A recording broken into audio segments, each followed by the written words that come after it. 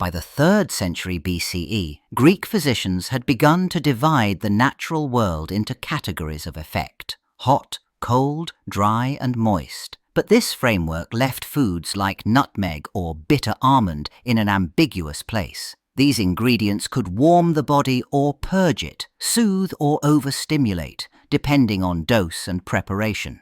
Cooks used what was at hand, and healers reached for the same items to treat fevers or expel worms. The overlap was not seen as dangerous in itself. In fact, many believed that food and medicine were simply points on a single spectrum. But this assumed flexibility hid a critical problem. When cures came from the kitchen, failures did too. Recipes travelled by memory and word of mouth, changing slightly with each retelling. A family might increase the number of crushed apricot kernels for a stronger marzipan, unaware that bitter kernels, and not sweet ones, contained more of what would later be called a deadly principle. People who fell ill after a winter cordial or a spiced cake were said to have been weak or cursed or poorly humoured, not misinformed. The kitchen had no system for error correction. The result was a layered, informal knowledge that absorbed new ingredients without full understanding. When exotic spices like cassia or nutmeg arrived from far-off islands, they often entered the same channels: travellers' tales, healers' shops, spice stalls, and were folded into food traditions alongside local plants like elder or rhubarb. But because sources of harm and benefit were rarely separated in use or record, households did not recognize when something familiar had become more potent or when a long-standing method had drifted into danger. Each error became harder to trace and easier to repeat. In imperial Rome, imported spices became symbols of status and risk. The nobility stocked their kitchens with pungent Eastern goods: nutmeg, cassia bark, long pepper. These were eagerly added to sauces, wines, and digestives, not just for flavour, but for their supposed cooling or heating properties, based on Galenic humoral theory. Yet their very potency raised alarms. In an environment where imperial succession could depend on a single meal, the line between luxury seasoning and lethal agent was never secure. Recipes blurred into remedies, and remedies into hazard. The court's appetite for spice opened a dangerous feedback loop. Because antidotes were unreliable and experimentation informal, fear itself drove more risky use. Wealthy hosts added dramatic flavours, not only to impress, but to reassure, hoping bold tastes might expose a tampered dish. Meanwhile, suspected poisons were tested on slaves or fed to condemned criminals, feeding a culture of trial and error disclosure. Certain ingredients, like cassia or nutmeg, were rumoured to be antidotal in one dose and fatal in another. Without consistent medical authority or scientific method, uncertainty deepened with every case. Writers such as Pliny the Elder catalogued dozens of fatal plants and spices side by side, but made no sharp distinction between culinary use and toxic potential. His encyclopedic Naturalis Historia named deadly solanum, harmful resins and exotic seeds, all recorded in the same tone as herbs for sauces or perfumes. Elite households, faced with this mixed messaging and real political risk, expanded their stockpiles of strong flavours and began combining them in untested ways. The kitchen turned cautious, but not safer. Each new spice carried prestige, mystery, and another unknown threshold between healing and harm. By the 11th century, merchants and scholars along Islamic and Mediterranean trade routes had begun tracing the properties of familiar and imported substances with new precision. Medical texts such as Avicenna's Canon of Medicine classified bitter almonds, nutmeg, cassia, and apricot kernels with warnings about their heat, dryness, and poisonous thresholds if improperly dosed. These texts emphasized moderation and preparation, often reserving the strongest preparations for trained hands. Yet most households never saw these books. Their guidance was copied slowly in Latin, echoed in schools, and rarely filtered into kitchens. In the absence of translated detail, domestic use followed oral instruction and habit. Folk beliefs often favored strength over subtlety, using more spice to speed digestion, or adding extra kernel extract for bitterness thought to balance the humors. This led to a creeping escalation in how potent ingredients were used. Strong flavors traveled faster than accurate warnings. A traveling seller might offer almond syrups as a general tonic, never distinguishing bitter from sweet.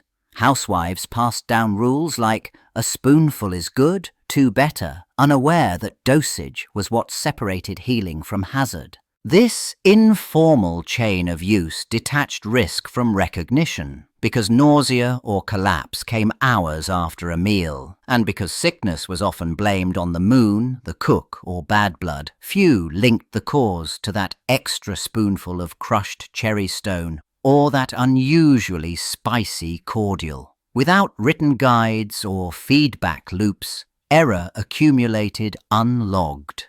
By the time ingredient warnings appeared in city apothecary manuals or noble recipe books, rural and urban kitchens alike had already normalized unsafe amounts. What was supposed to be medicinal knowledge had become guesswork and harder to reverse. By the 14th century, European markets had begun to sell sweet confections that blurred the line between medicine and luxury. Almond pastes flavored with bitter kernels, cherry stone extracts, and spiced syrups appeared in the inventories of both apothecaries and confectioners. Sugar, which masked harsh flavors, allowed strong kernel-based additives to be used more freely, especially in marzipan, cordial cakes, and festive preserves. Because bitter and sweet almonds were often mixed without label or measure, buyers relied on taste, not preparation, to judge their safety, an unreliable cue in a sugared context. The growing trade in flavored syrups and candied pastes brought these kernel-based ingredients into wider, unspecialized use. Cherry, apricot, and peach stones were pounded and steeped for their aroma, often prepared in bulk and sold as invigorating or digestive treats. But the taste of warning, the almond-like bitterness, was no longer a dependable signal. Bakers, guild-trained but not medically instructed, reproduced old recipes with local substitutes, often misunderstanding which types of kernels were safe to use. In cases of sudden vomiting or collapse, there was little protocol beyond blaming contamination or fate. Sweetness concealed danger. Without clear dosage boundaries or ingredient distinctions, even skilled cooks could not mark the invisible line where flavor tipped into toxicity. Sugar and spice functioned not only as preservatives but as falsifiers, muting the very bitterness that might have signaled restraint. Recipes, passed down or borrowed across cities, retained names like medicinal cake or cordial wafers long after their healing claims faded, leaving only uncertainty behind. As these treats entered noble feasts and urban bakeries alike, the comfort of sweetness began to outpace caution. What had once been offered sparingly became everyday fare and harder to question. By the late 1500s, European households had begun planting and eating potatoes, newly arrived from South America. Though the plant offered an abundant new source of food, its habits were unfamiliar. The tubers stored best underground, in cool, dry darkness, but when exposed to light, they turned green and sprouted. Lacking inherited knowledge of the plant's limits, cooks stored them in baskets or on shelves where sunlight reached them, unaware that these changes could signal toxicity. When illness followed, communities often looked to the symptoms, not the root. Reports of sudden vomiting, stomach pain, or collapse after meals were often blamed on external forces, spoiled air, a neighbour's ill will, or a poorly prepared sauce. The potato, seen as humble and inert, escaped suspicion.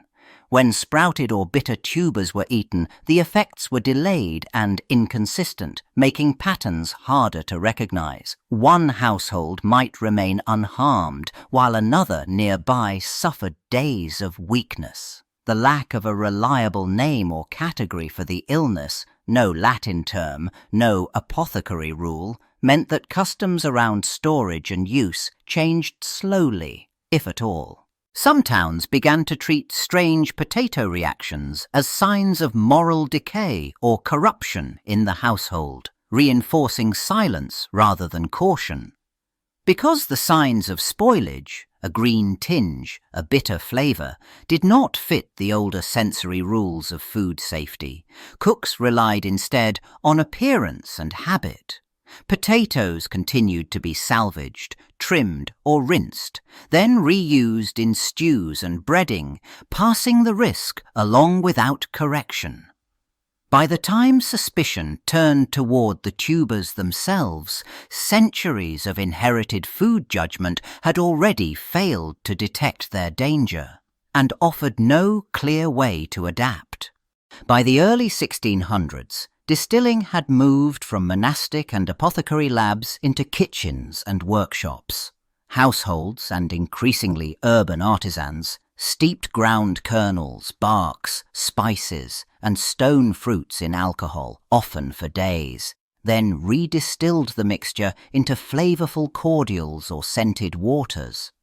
Bitter almond, cherry pit, and peach kernel essences joined preparations of spiced brandy or herbal wine, sold as invigorating tonics or refined desserts. Printed recipe books spread the fashion, but not the warnings.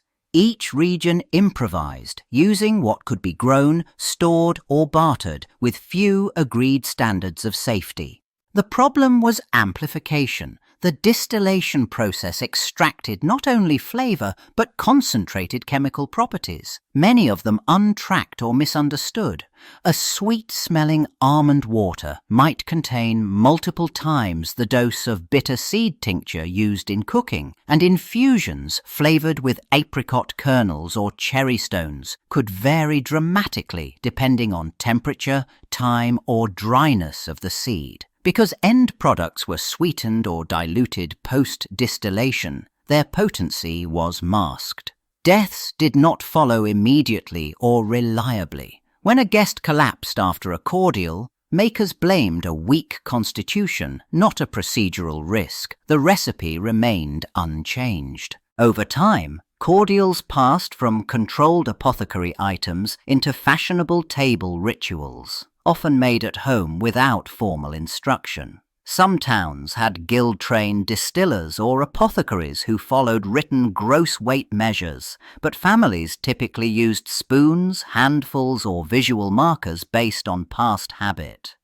Even when deaths were noted in civic records or church logs, they were rarely traced back to the kernel-infused liqueurs.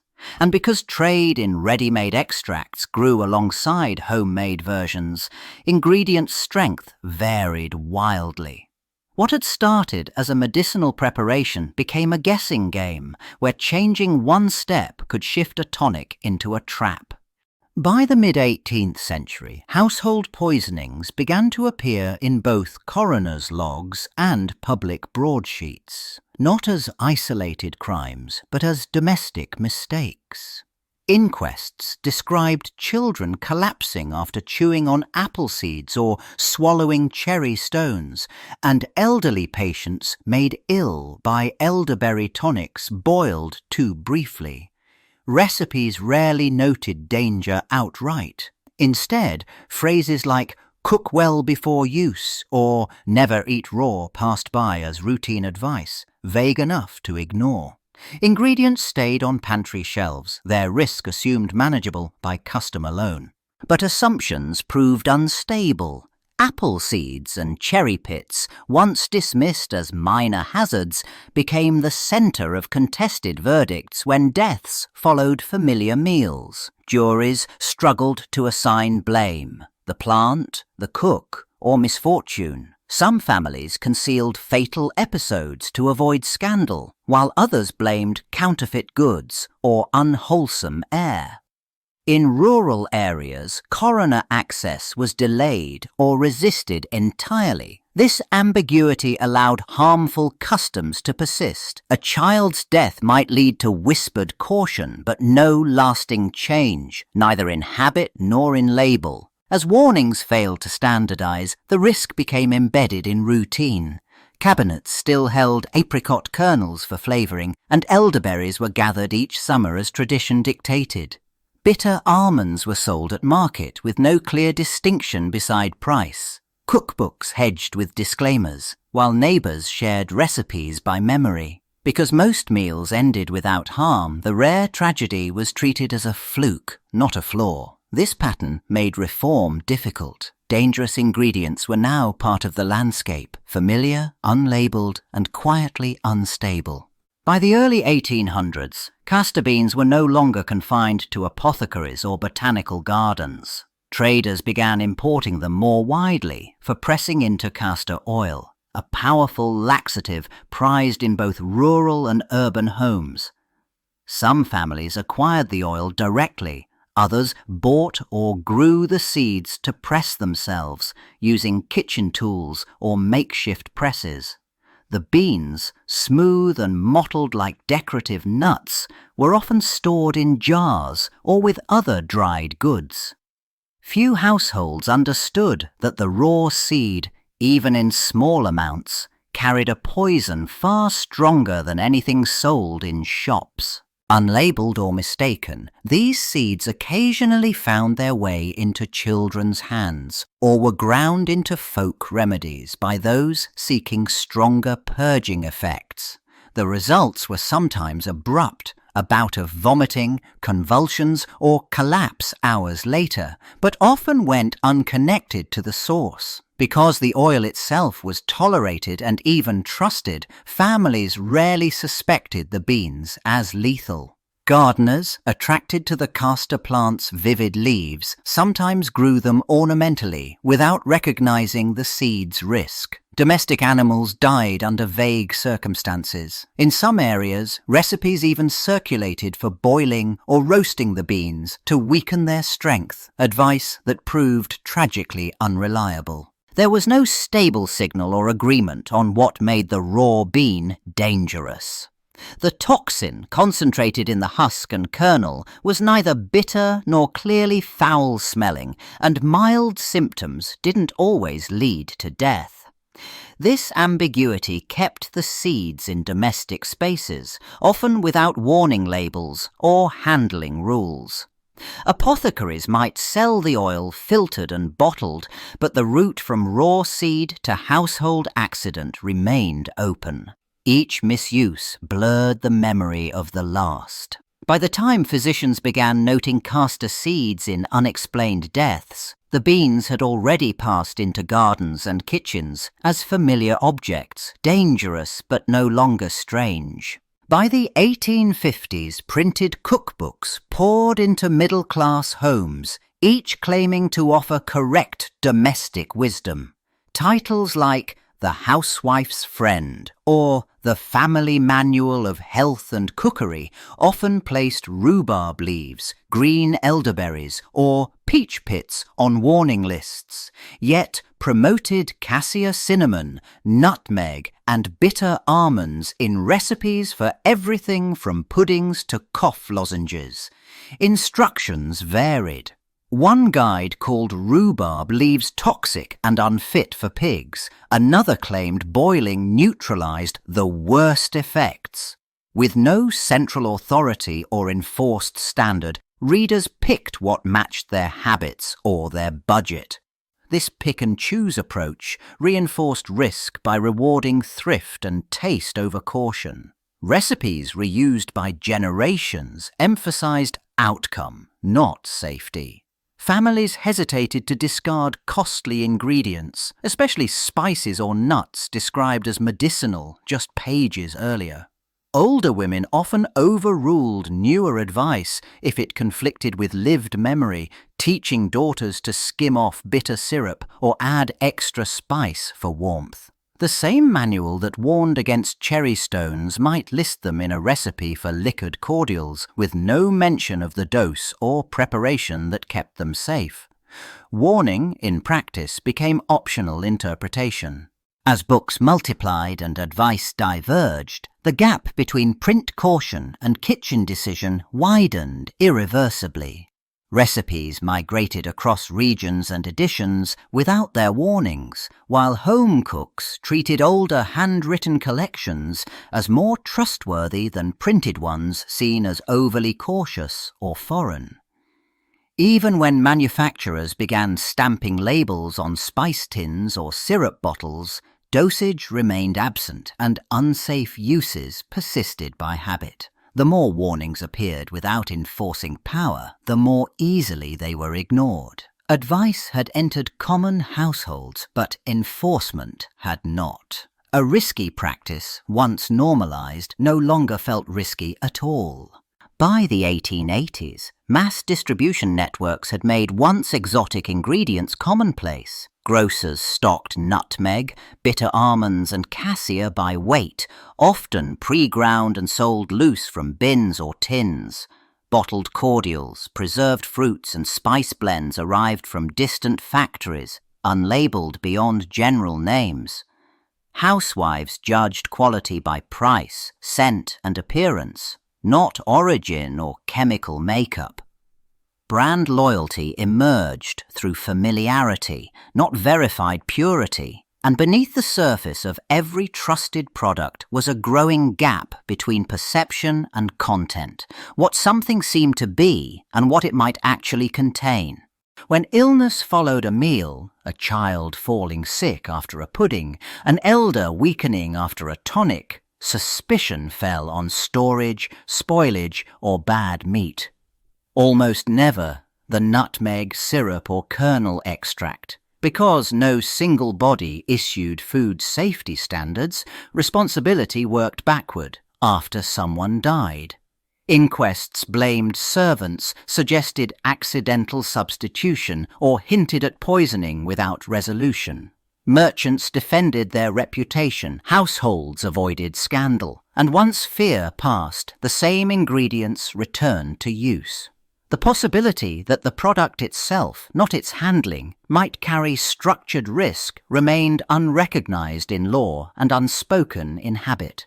This system, built around trust and reaction rather than prevention, hardened the danger.